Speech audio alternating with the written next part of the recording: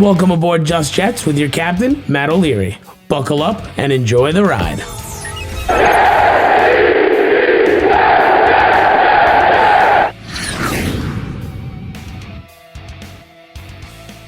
Hello and welcome to episode number 78 of Just Jets. What's going on? I am Matt O'Leary, back to hang out with you, and we have a lot to get into. For instance, should the Jets make a trade for CJ Henderson?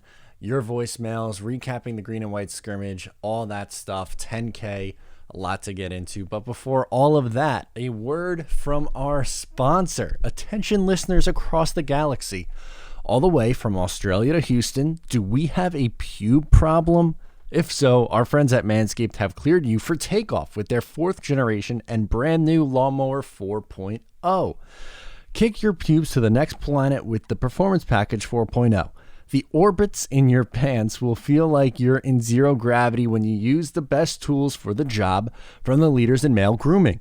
Join the 2 million men worldwide who trust Manscaped and get your rocket ready for takeoff by going to manscaped.com for 20% off and free shipping with promo code JETS20. That's JETS20 for 20% off and free shipping. Get yourself something nice. So, a lot's happened in this last week. Number one, hit 10K. The giveaway, we have done it. By the time you are listening to this, the Zach Wilson jersey is on the way to the winner. The 2 Manscaped packages will be mailed out today on Monday. So things are happening. We're rocking and rolling, and it's a good time to be a New York Jets fan. And I really appreciate all the love and support from everyone through this process. It was an absolute blast just leading up to that giveaway. And it was something that I never thought that I was going to hit. And that's not really the reason why I started this channel in the first place. It's just, I wanted to talk Jets football with you guys. That's all. And it's grown to a really awesome point, and I'm very, very much so appreciative. And speaking of appreciative, meeting so many people at the green and white scrimmage was also something that was just tremendous. First and foremost, I was able to meet Ali from Loyal NY Jet Fans. Absolute blast. So cool to finally meet him. And Ryan from Jets Talk 24/7. Yes, I do a weekly show with him. Haven't met him in real life until 2 days ago. That's how long it's been. So that was really cool. And then you guys, the fans, it was an absolute blast. And hopefully you enjoyed the practice as much as I did. So let's get into CJ Henderson. That's going to be the monologue here at the start before we get into your voicemail. So the Jacksonville Jaguars are supposedly making him available. He was the former 9th overall pick from last year in the 2020 draft class, and he only played in 8 games last year. He did have 1 interception. He had a groin injury last year, which is what held him out after, an up and down rookie year, as most rookie seasons are for cornerbacks. And he was just recently activated off the COVID list now. So he's back healthy from both the injury and from COVID. Here's some numbers for you. Like I said, the 1 interception. He had 443 yards allowed and a 64.3 completion percentage allowed, a 57.9 PFF grade. Obviously not great numbers, but to be a top 10 pick, the expectations are very high for this kid going forward. Again, I don't know if he is someone who is going to necessarily develop into a number 1 corner. Based off his first year, it was, again, a little bit up and down.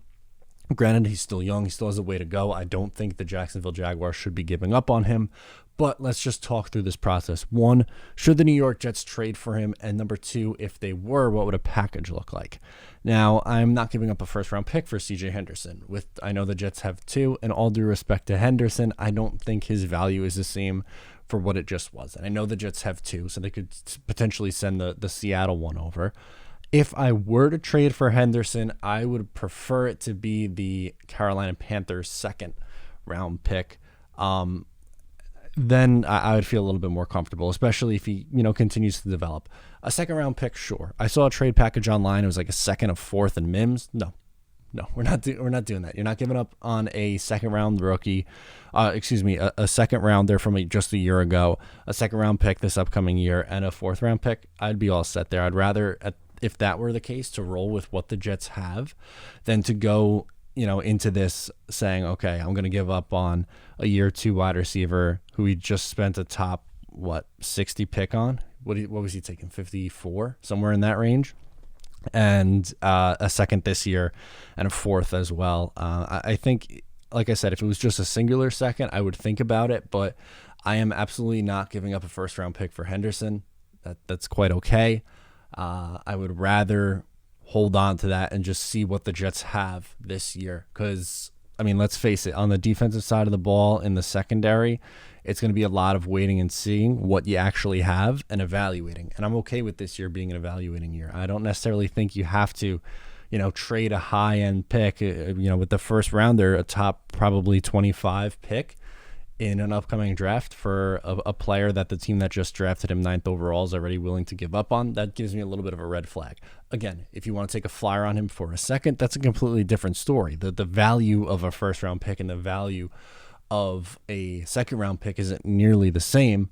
So, okay, sure, I would maybe take a swing on it for that. But if it's anything more than that, I don't see how I could justify it right now. I'd almost rather have Bless, Austin, and Bryce Hall out there, starter, and rotation, and rotating guys in. Like Guidry at the green and white scrimmage, I thought was good. He'll probably play the slot, and I'm sure you'll see a mix of Isaiah Dunn and Lamar Jackson and the two youngsters in Eccles and Pinnock rotating in on the outside. So while Henderson is an intriguing player and someone that I liked in that draft class, I don't know if I'm giving up a first-round pick for him or multiple picks. Again, singular second, different story. But multiple picks and a player, like I saw, that trade proposal online. I don't remember exactly where it came from. It was on an Instagram account, a Jets Insta account. Sorry, I can't remember off the top of my head which one it was. But the point remains the same. It's not a player the Jets desperately need, but weird things happening in Jacksonville. I don't like the direction of that team. I love the quarterback, but I don't love the hire of Urban Meyer, and I think there's been some questionable roster decisions since then. So without further ado, I guess that leads us into the voicemails time. Let's get into the voicemails this week. We're going to start things off with Max in New Jersey. Hi, this is Max from Holmdel, New Jersey, and I have two quick questions for you. Number one, I disagree with your Zach Wilson projections. I think you said he has 26 touchdowns, 14 interceptions. I disagree with that. I think you're placing too high expectations on Zach Wilson. My predictions for his stats are 20 touchdowns, 15 interceptions. And my second question, I know Greg McRone is not like a good offensive tackle. Do you think we should cut him and sign David DeCastro? Thank you, and go Jets. A couple things. First, we'll start with the Wilson projection. Okay, so 20 touchdowns, 15 interceptions. What are we looking at? Yards per attempt. How many attempts are we looking at? Yards overall, rating, completion percentage. I'm interested to know. 20 touchdowns, 15 interceptions, that's fine. You totally think that, and hey, it's a rookie, but I think in a 17-game season, I would tend to think if he's playing all 17 games, he'll throw for more than 20 touchdowns, and hopefully the interceptions aren't that high. But I'm curious to see what else, because that's only a small portion of the projections that I did. As well as the second part, so Greg Van Roten plays guard. He plays right guard. DeCastro is also a guard. I don't think he's healthy enough to play this year, so I would say no. I think they're going to stick with Greg Van Roten. Thank you for checking in with us, Max. Chris in Dallas is up next, and he has a comment on Jamison Crowder. And last week I made a video of making the case for the Jets to trade Jamison Crowder. Sorry, this was a bad explanation. And he's pleading the case against doing that. Hey, it's Chris from Dallas again. First time on the show last week. I had another question for you. You stated last week that basically you thought it was a great idea to possibly trade Crowder to the Saints because, they need a wide receiver. They may or may not be able to get a third-round pick at the highest. I kind of had a different take. Maybe it'd be better off keeping as many weapons as we possibly could have to try to develop Zach Wilson. You never know what could happen with injuries. I mean, another thing is as high as we are on Moore, he has not even played a snap in the NFL. And we got to see how he develops. And I could see how Crowder could definitely help him develop as an elite slot. He can't do nothing but help. It is going to hurt him. Yeah, he might take some snaps from Moore, but I don't think Moore's there yet. He's got a lot to learn, and so does Wilson. So as many weapons as we can give him would probably be better. Now, I will say if you were able to get like a second-round pick for him, then yeah, jump all on that immediately. But if it's anything less than a second-round pick, I don't really see the benefit of getting rid of Crowder. Let me know how you feel about this. If they did get rid of Crowder, how do you think that would benefit Zach Wilson and more? Thanks for your time, buddy, and go Jets.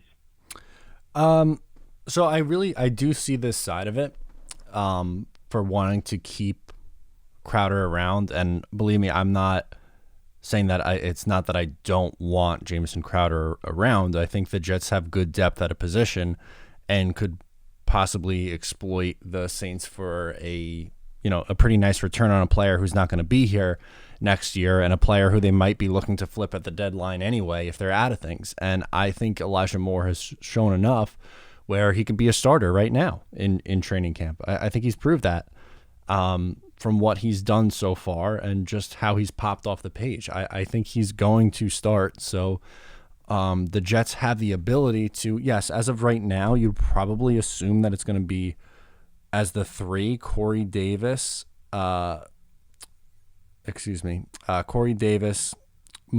as the second wide receiver, and then Crowder in the slot, or maybe a mix in a Keelan Cole.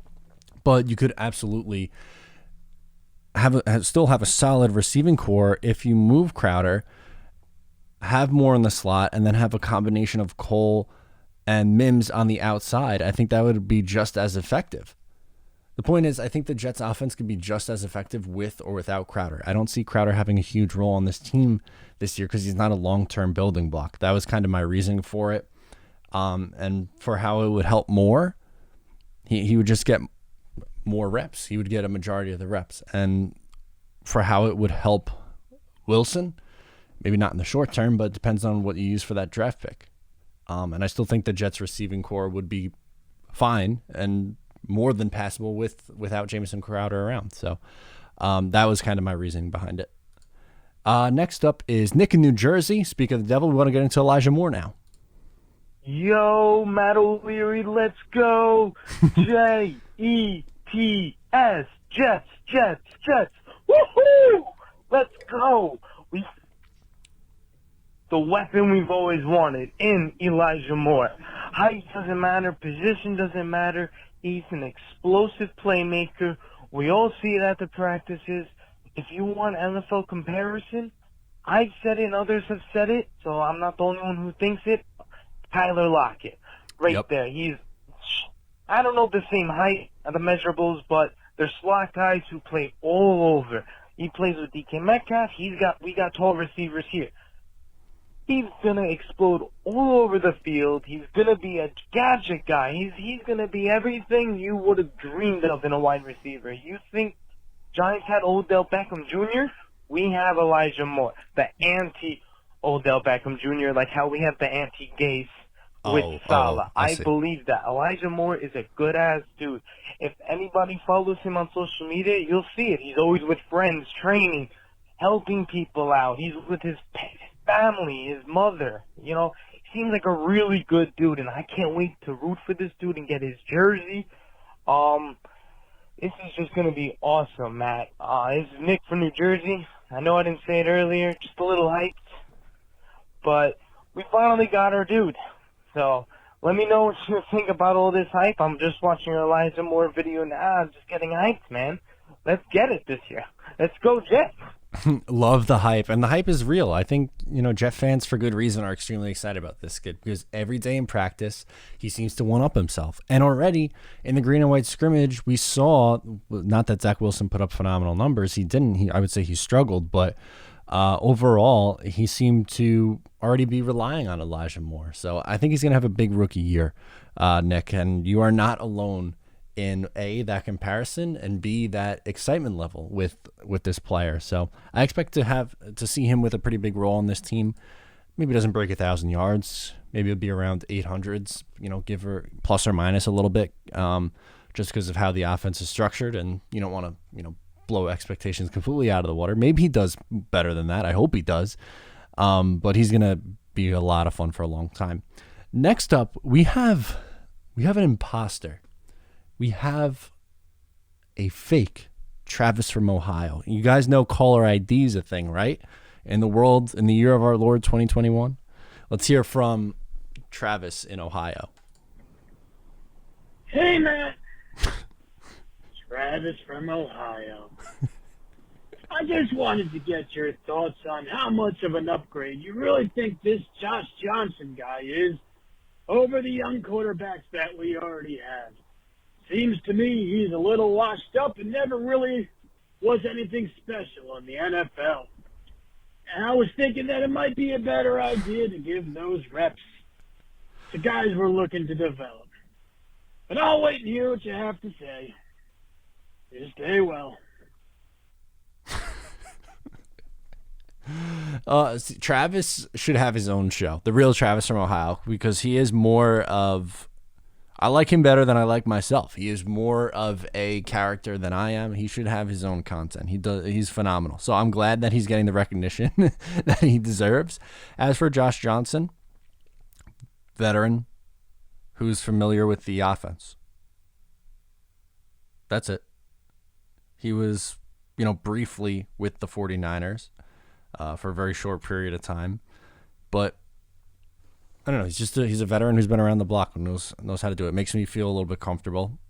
He wasn't. If you were at the green and white scrimmage, it wasn't like he was taking away reps from Mike White or James Morgan. It's just good to have a veteran in the mix. Right now, it looks like Mike White is QB2 and James Morgan QB3, but we'll see. Now we have Jeffrey calling in from New Jersey. And what does Jeff want to get into? The culture. Yes, the culture is changing here with the New York Jets. Hey, Matt. It's Jeffrey from New Jersey. And I just got back from training camp. It's currently August 4th. It's a Tuesday, and fans were allowed at training camp today. I went with Ben from New Jersey, who's a frequent caller on your show. And I just want to talk about the culture of this team, because I've been to training camp the last, 4 or 5 years, with the exception of 2020. Training camp was never really the way it is now. Just because of the feeling, you can just tell by the energy the players have, they actually want to be here with this team. They actually want to play. I mean, these players are pumping up the fans. I mean, coaches were throwing balls with throwing footballs to the fans in the stands, including my section. And, even though autographs aren't allowed, at the end of it, Mekhi Becton was giving away his gloves to, little kids, and that's Keelan awesome. Cole even went up to us and had a little conversation, and it was electric. And Zach Wilson looked pretty solid, but it just feels different for once, and I'm just really glad that we have a competent general manager and head coach, and what it seems to be a head coach who actually knows what he's doing. And is really installing a culture that can lead to this team winning and finally bringing people to New York and people enjoying their time here and not just collecting a paycheck. So that's just something I observed and wanted to share on the show. So have a great day. Thank you. Thank you. I agree with you. I think the culture is changing, and what's going to help that is winning too. But they have a head coach who's believable now. Like, I know he hasn't coached a game in the NFL, but you look at him comparatively to Adam Gase, Todd Bowles. Bowles is a very, very good coordinator. Just didn't have it as a coach. For a head coach. Gase, you could make the case, I guess, that he was a decent offensive coordinator, I guess, when he worked with Peyton Manning. Other than that, don't know. It feels different this time, though. I get what Jeffrey's saying. They're buying into the coach, which that stuff matters. I know people are tired of the culture talk, myself included at some points, but the stuff does matter. And it seems to be trending in the right direction, Jeffrey. I agree with you, and I, too, am very excited about this team. Ben in New Jersey's up next. He also wants to get into some training camp stuff. What's up, Matt? It's Ben from Jersey. What up, dude? First of all, just want to say congrats on reaching 10K. Thank you. Honestly, you deserve a lot more than 10K. Thank you for putting up this content and saving me from some Jets insanity the last 2 years. Appreciate it, buddy. And then next, I'm just going to talk about training camp a little bit. So I'm calling on Thursday. I went to my very first training camp yesterday on Wednesday, August 4th, and I have to say it was amazing. It was such a fun event. you got Michael Carter this time hyping up the crowd before AVT and Elijah Moore. So it looks like the rookies have been taking turns hyping up the crowd. And Zach Wilson looks really good. I remember he did throw a pick to, I think, Bless Austin in the red zone, in those red zone drills. But other than that, he looked pretty good. Him and Elijah Moore. Oh man, these guys. It's like Peyton Manning and Marvin Harrison. These guys are just so good together. Corey Davis made a bunch of nice catches. Keelan Cole looked pretty solid once again. Carl Lawson's a menace. And some players I'm really impressed about are Tevin Coleman, Ty Johnson, and Isaiah Dunn. Those are three standouts that I did not expect. Tevin Coleman looks pretty good in the training camp. Ty Johnson, I saw him taking a decent amount of reps with the first team, and he looked solid. And Isaiah Dunn, and man, in those red zone drills when they did those one-on-ones, he looked really good. Like he was batting the ball away and just pressing the defenders, and he just looked amazing. And another thing is that I also unfortunately had to go through the torture of watching James Morgan and Mike White in the back of quarterback. And happens. God, those guys just look scary. It was not a good sight to watch, but hey, we got Josh Johnson. At least we got a vet to back up Zach Wilson. Hopefully he's a backup. And yeah, that's pretty much all my thoughts. And I thought obviously it looked like AVT had a little bit of an injury, but hopefully he should be fine. Yeah, he should be good. So that's just my reaction to my first training camp. Let me know what you think. And once again, congrats on 10K. And as always, go Jets. Appreciate it, buddy. Thank you so much for checking in with us here on the show each and every week. I will say this. While I am not a Mike White or James Morgan guy, the second team offense did look better last night or 2 nights ago now. There was a point where I tweeted out, it was after, was it Morgan or White? Don't remember. One of the two. I'm going to go Morgan. Missed someone wide open in the flat. Just threw it wide. I was like, these guys don't look good. And they picked up back-to-back first downs and then the first touchdown on the night. No, I think it was White. Anyway, it doesn't matter. I'm sorry. I don't know why I keep correcting myself. Should just let it rock. It was the first touchdown was to Michael Carter, and they ended up, marching down the field and getting a touchdown. So, spoke too soon. The Matt O'Leary jinx lives on. But yeah, Jeffrey just before and Ben, the two of them, they hit it on the head. Training camp's been different. The vibes were very solid at the green and white scrimmage. Everyone seemed really into it. Jeremy in Cali is back. Let's hear from Jeremy. Hey, O'Leary, it's Jeremy from Sacramento. Hey, congratulations on 10,000 subscriptions. Thank you. The man. Does that mean we might see some live streaming finally, or that's just going to be on Jets Talk? I don't know. But, you can do it from your channel. Anyway, I wanted to give you some sound bites, or at least one, and that is this one. Elijah Moore again? I have a feeling you're going to have to play that one a lot. Have a great week, man. Appreciate it. Loving these sound bites. I got to start loading them into my soundboard here and putting them up as your calling card when you call in. I do have some, I guess, news, something that I've been planning. I don't know if I've ever really mentioned on the channel, but I will be doing a live stream, a weekly live stream. I would love to do more. I just don't, there's not enough hours in the day. I don't have enough time. If things start to break a little differently with the day job, maybe that changes. But I will be doing pregame streams for the regular season games. I don't believe I'm going to do them during the preseason. I might strike that.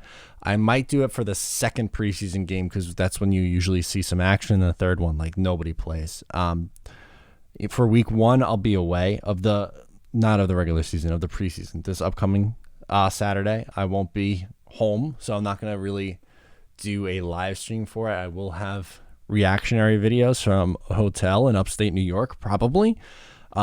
Thank you to my girlfriend, who's a real one, for putting up with my craziness on this Jets team and covering this Jets team. But I am planning to do pregame shows that are live streams during the season. I'll probably hop on an hour before kickoff and just hang out for 45 minutes to an hour, just talking through it and getting through it. So be on the lookout for that. And I would love to do more streaming stuff in the future. It's honestly just a matter about finding more time. Travis, he's calling in from Ohio. Let's get to it, man. Hey, man. Yo. Travis from Ohio. Hey, my daughter loves when I played last week's show call. Oh, good. And when I played it for her, so thanks again for you being you and of course all that you do. Hey, we signed Josh Johnson. He's 35. We could have got a cheaper and more talented after seeing the electric YouTube video of a Matt O'Leary at quarterback, in my opinion. Thank you. But he's 35 years old. When I was going through the roster and just looking at it again, that makes Curry 33, Moses 30, Griffin 31, Van Ritten 31, and Joyner 30. That's only 1, 2, 3, 4, 5, 6 guys there you go. 30 years old. That makes our team so young. At least that gives some depth and some age and wisdom in the quarterback room. But when I was going through the roster on ESPN.com, I looked at linebacker and, dude, we were super thin and nobody's talking about it. I mean, at least like some of our cornerbacks are stepping up. And that's true. We're switching from a 3-4 and going to a 4-3, so we don't need to carry as many. But look, Jared Davis, he's our strong side. He's talented, but he's unproven. Noah Dawkins, he probably isn't going to be on the roster. He basically has no NFL stats. Camilio Eifler, undrafted free agent rookie from Illinois. He's probably not on the roster too. Maybe he's a practice squad. C.J. Mosley is going to have to play hero ball and be our defensive quarterback, and hopefully he stays healthy and returns to form. We got Hamza Nasruddin. There you go. He's the talent my boy. There, but is he going to stay healthy? And he's only a rookie. Delshon Phillips, is he going to make the roster? Jimmy and Sherwood, rookie, talented, but see Nasruddin starting at weak side over him. Because Nasruddin's on the first team in training camp anyway. Blake Cashman, can he stay healthy? Is he not going to be on the roster? So that makes 8 total linebackers. 4 may not be on the roster. So that leaves 2 of the remaining 4 are rookies, with 3 of them unproven in the NFL, except Mosley, who, along with Nasruddin, are possible health risk. Oh, he got cut off there at the end. Thank you, as always, though, Travis, for calling in. The linebacker room is a little bit weak at the moment, but I'll try to ease your mind. They're not going to have a ton of linebackers on the field because in today's NFL, a lot of offenses, they like to go 3 wide receivers. So that means you're going to have 3 corners. So I would assume it's going to be some sort of 4 defensive linemen, 3 corners, 2 safeties, 2 linebackers, and Davis and Mosley are going to be in the field a lot, with Nasruddin being mixed in certain situations and stuff like that. So while I agree it is a weak spot on this team, I don't think it's necessarily like a pressing issue. So hopefully that puts your mind at ease. And thank you, as always, Travis, for calling in and checking in with us. Tommy in Virginia is up next. He wants to talk about this defensive line. Hey, Matt. Hey, Matt. It's Tommy from Virginia. So my question was, we have this good D line, but awful corners, right? So if our corners are just getting burnt, what's the point of this D line? Okay, so it's kind of like the chicken and the egg argument here. if Robert Saleh's philosophy is if the defensive line is able to get home, then it doesn't really matter if your corners are on the weaker side. That's pretty much it. That's the simplest explanation I can give, because that's going to be the philosophy. And the times when the defensive line isn't getting home, yeah, they might look exposed. They very well could. But that's their plan for this year. Nick in DC has some rookie comps for us. Let's hear from Nick. Hey, Matt. It's Nick from DC. First of all, congrats on 10,000 subscribers. Thank you. It's awesome to see. You do a great job. And also, happy preseason week. Finally, Yes. you made it. Can't wait. So I just wanted to call and kind of do like a fun, like player comp kind of roundup. I'm going to pick like 6 or 7 players from the Jets who are like young, recently drafted, who I think kind of compare well to these other NFL players. And so, of course, I'm going to do their complete and total ceiling. Like, if they all turn out to be these players, it would be unbelievable. I don't think they will. I'm not going to, but I'm not going to comp to their floor, because who cares about that? I want to see their ceiling. So I'm going to kind of do some comparisons. You tell me, like, what you think. So first, I'm going to start with Wilson. See, I know people, oh my God, I'm not saying he's Aaron Rodgers, but he really does compare to Aaron Rodgers well. The play style, the way he can manipulate the pocket, I just think he really does have the arm strength like Aaron Rodgers, and so I really see the comparison there at his ceiling. And so then next, Elijah Moore. I really see Odell Beckham, and I know, like, oh my God, like wow, like Odell, really? But I really see the explosiveness. I just see that catch ability. I mean, he has unbelievable hands. Everyone talks about the explosiveness, which is true. He's an incredible athlete, but I really see the catch ability just like Odell. Okay. Next, I have who's I? Oh, Michael Carter. So for Michael Carter, I see a Raheem Mostert kind of comparison, which is funny because, San Francisco system, wide zone scheme, it all makes sense. But I really see like an explosive back who kind of cuts in and out well. He might not be, Devontae Freeman. He won't break every tackle, but I really see a Raheem Mostert kind of player, and I'm really excited for Michael Carter. The next one I have up is Ashton Davis, who I think kind of got like lost last year between, battling back from that injury that he suffered in college, and, last year was a mess. I kind of see Ashton Davis as like a Devin McCourty. I say that because Ashton, I don't think he's going to bloom until like year 5 or 4. I think it's going to take a long time because this kid barely even played football in college. I mean, he came to Cal as a track athlete. He's just an incredible athlete who just has to learn the game of football. And then I really think he could be like a Devin McCourty type of player who's just insanely fast and athletic. For my last comp, I have Bryce Hall. And Bryce Hall I see as like a James Bradbury. I think he's got really good coverage ability in zone schemes like James Bradbury. I see. Oh, he got cut at the end. Okay. I like those cuts. Those comps. Bryce Hall, I'm extremely excited about this year. I thought he looked really good at the green and white scrimmage. Ashton Davis, it stinks we haven't seen a ton of him yet. He's on another injury right now. I like this. I like these comps. Michael Carter, I think, is going to have a big impact. These guys right away, these young guys are going to have a impact on this team right away, which is really, really cool.